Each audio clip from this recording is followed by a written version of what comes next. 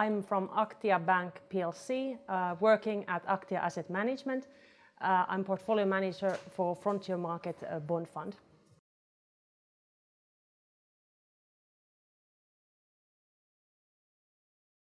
There's no single definition for emerging markets, first of all. So emerging markets are countries that we expect to develop and become developed markets. But then within emerging markets universe, which is a huge universe, there is a set of countries that are in different development stages. And frontier markets are those that are most underdeveloped.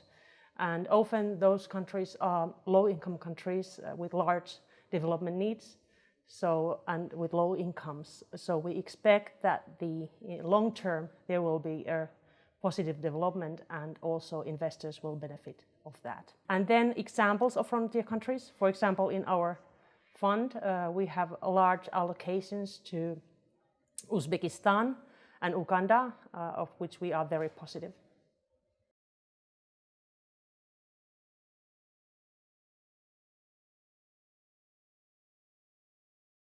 First of all, from investor point of view, of course, investing in hard currency, if that is your own currency, it's always the easiest. But in local currency, we are talking about currencies of these countries' own currencies, which is more benefiting for them. Of course, the market is much smaller and it is in their own home currency, in their own market, so own government bonds, for example. Meaning that when the markets are smaller, they are also illiquid.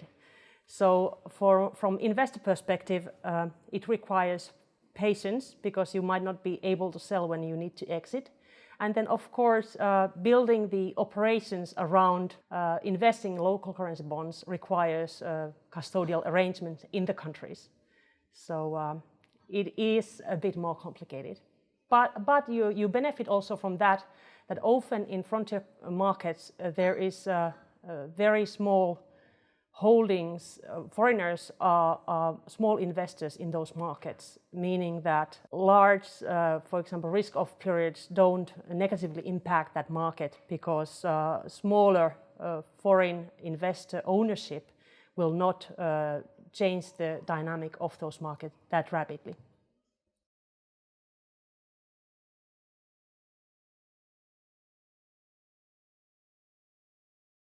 So investing in local currency to frontier markets and to gain the attractive yield that is offered in these local currency bonds in frontier markets, of course we need to understand that the foreign investor ownership is often very low in these markets, often like 10% or so, compared to more developed emerging markets. Where the foreign ownership is much higher. It means that because most investors are local banks and pension funds, it means that these markets might be illiquid. Of course, if we need to exit the market, the locals often are buyers. But in order to invest in local markets, you need to have the custodial arrangements. And we are investing in local markets, so then there has to be dollars available for us to exit the market. So settling local currency bond deals might take slightly more time than more developed emerging market bonds.